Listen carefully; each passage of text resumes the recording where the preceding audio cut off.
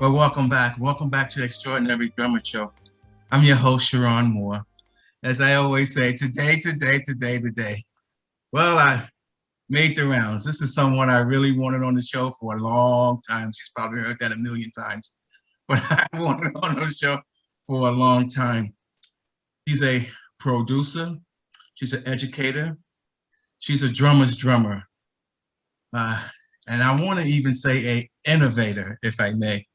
Please help me welcome three-time Grammy Award winner, Terri Lyne Carrington. Hey, Terri. Hey, how you doing? I like that big intro, huh? I love it. Thank you so much. Only thing Appreciate was missing was a drum roll. that. See, I should have had a drum right here ready to do that. Welcome to the Extraordinary Drummer Show. Thanks so much. I'm so happy to be here. Three-time Grammy Award winner. What did that feel like when you got the got the call for the first one?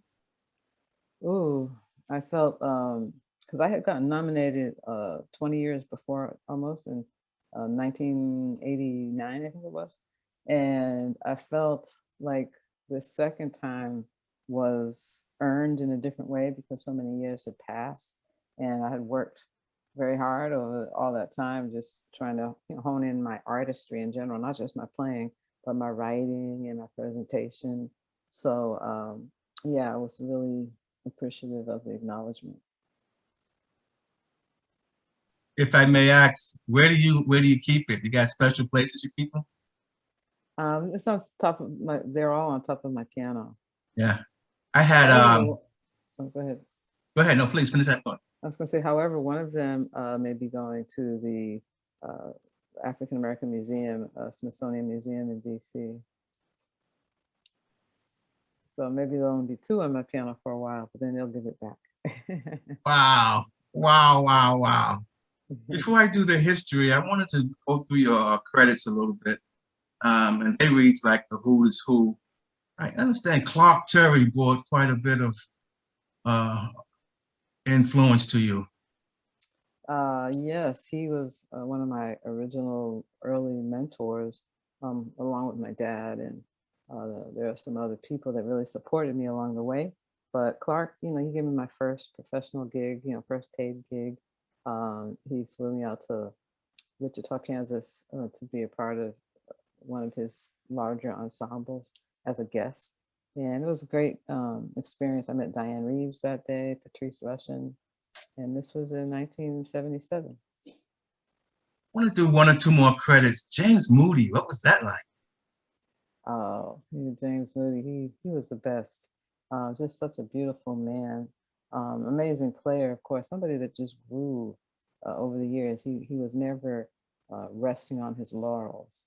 He was always striving to grow, and as a musician, as a human being, Coltrane came around and flipped his lid, so he started practicing and doing things differently. So he's just amazing. Going back in the history a little bit, Mhm. I understand you started as a sax player. You was playing saxophone. Well, I don't know how much I was playing, but I did start on saxophone when I was 5, but I wasn't really a player. I was only 5, but it was the first instrument that I tried. How did you switch over to the drums? What happened? Um, well, my teeth, I lost my first set of teeth, and so it wasn't comfortable. And it was, drums that were there, and it was just something else to do. I think it was a lot easier to stir young people to hobbies and things that they're interested in. So for me, music stuck.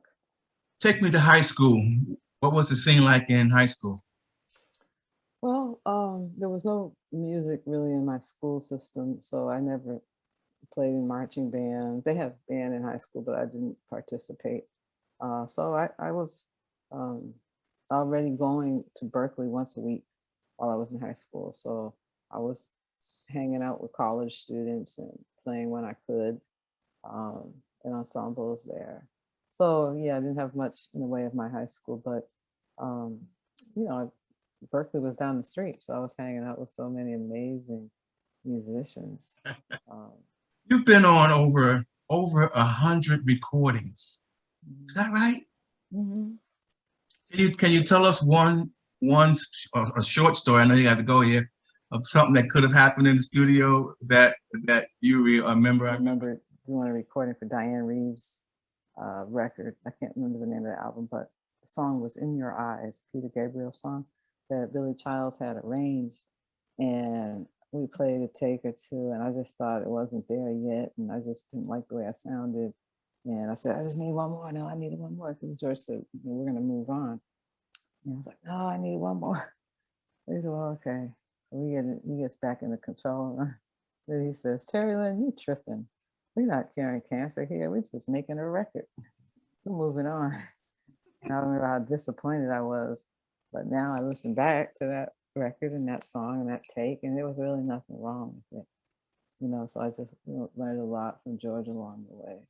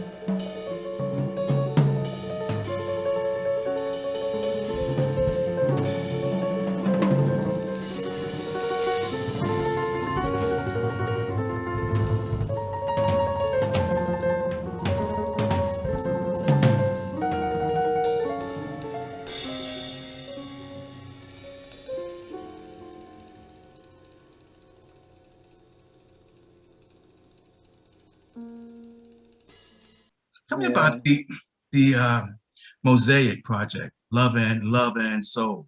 Mm-hmm. How did that come about? Well, it was a follow-up to the original Mosaic project that had come out a few years before that. And when I did the first one, I felt like there was just more musicians I wanted to include. On the first one, we never got to, and so I decided to make another Mosaic that was a little different, so a little more focused on soul music. You went back, or you teaching at Berkeley now? How does that feel to have gone to the school and now you're teaching there? Oh yeah, it feels great actually. It's Berkeley pretty much my home, away from home. Even when I was living in LA, I would come back, and I had a good relationship with the president and his wife, the founders of the college, and they gave me a scholarship to the school when I was 11. And coming back was just a kind of natural thing to do. And my mother and father were getting older, and my grandmother, and I thought, now was a good time to come back east and, you know, just be back in the same area that I grew up in and closer to New York, and just kind of spend some time passing on what I know to the next generation. Yeah. Before I get to talking about you being nominated for a Grammy in 2021, I noticed, I looked at some interviews, just so mellow and so humble and soft spoken. Where does that come from? And does that ever get too excited? And Yeah, of course I have to get excited. Sometimes, that's anybody, right? You have different levels of excitement. I think that's normal. Sometimes I'm calm and sometimes I'm excited. And, uh, I think my natural state tries to be a bit reserved. But, when I play, I think you can hear all those things in my playing as well. We only can play reflecting who we are as a person. Um, yeah. no one finesses a drum kit like you. Boy, can Oh. you finesse? You finesse a drum kit like it's a baby's butt, like putting a diaper on a baby or something. I'm watching that like, look at this man. Oh, that's funny. I never heard that before. Oh yeah, it's That's a so great sweet. compliment. As a drummer, Marcus Gilmore was on the show, and it Mhm. Love reminds me Marcus. of, just that having that attachment to it. None of that stuff. Yeah, love Marcus. I think, yeah, that's why I was, pulling the sound out, drawing the sound out of the drums and the cymbals, opposed to like beating them. That's always been my style. And trying to get a sound out the cymbals that's warm and inviting. These are metal and they're not always warm and inviting. So trying to get a sound that's um, invites you, opposed to, hitting you over the head. Yeah, yeah, yeah, yeah. Um, Waiting Game nominated for a Grammy in 2021. Hmm. What do you think?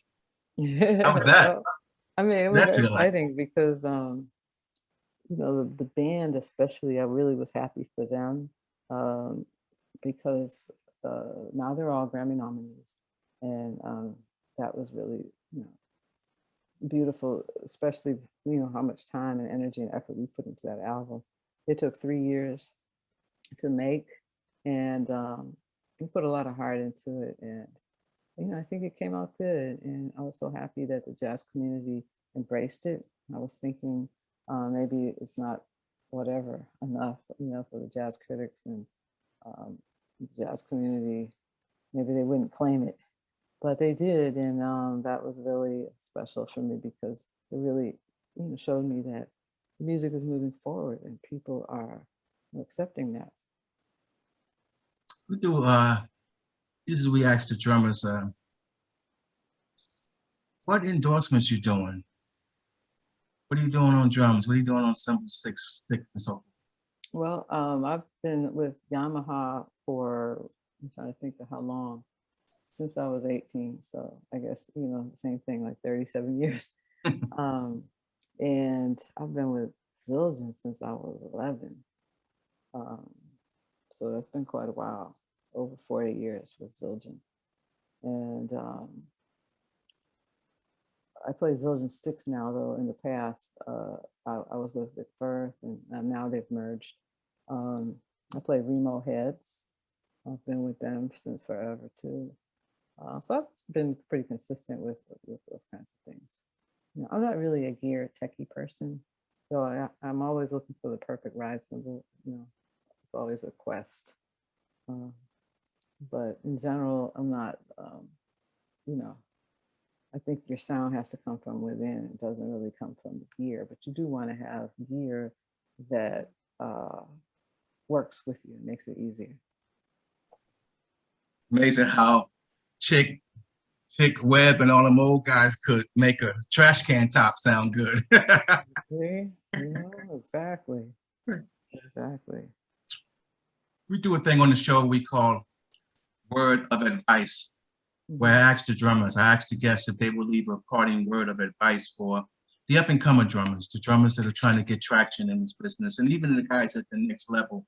Would you leave them a word of advice, please? Sure. Let's see, man.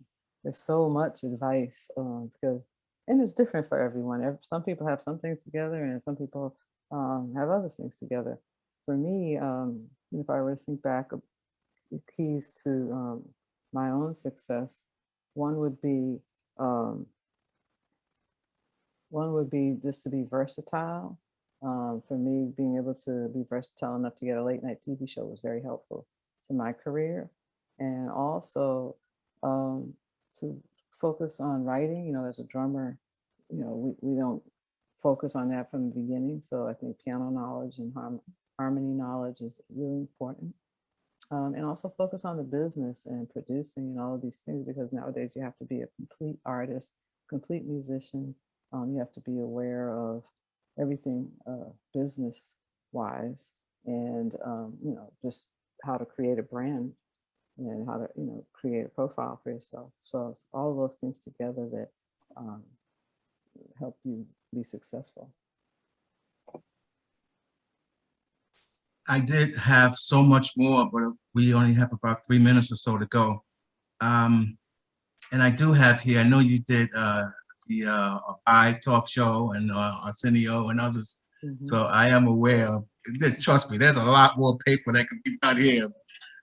Maybe I'm glad to join you again. I would love to have you back. Time is so tight today, but anytime, I'd love to do a part 2 for you. Thank you. Thank you so very much. In closing, more than a lot of, you're a good interviewer. More than a lot of people I talk to. So very happy to come back anytime. Wow. Thank you for saying that. Because I was going to say, Terri, you've answered these questions a billion times. You ever get sick of these same questions? Well, everybody asks them different. You're coming from a real drummer musician perspective. So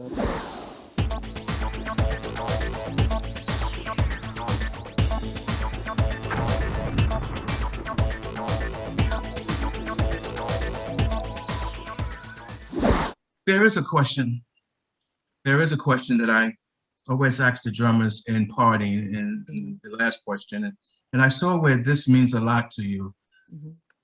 What do you want your legacy to be? How would you want your legacy to be set? Yeah, I think, it's just more than drumming. It's kind of, my total musicianship. I would love for that to be a part of it. And also just that I cared. I cared enough to, focus my work on gender equity, racial justice, gender justice, all of these things, just to really make a better society, and not just focused on music or just my own career. And I think that would be, in the end, the best thing anybody could say about me. I'm sure they're going to say a whole lot more. It'll probably be in volume 1, volume 2.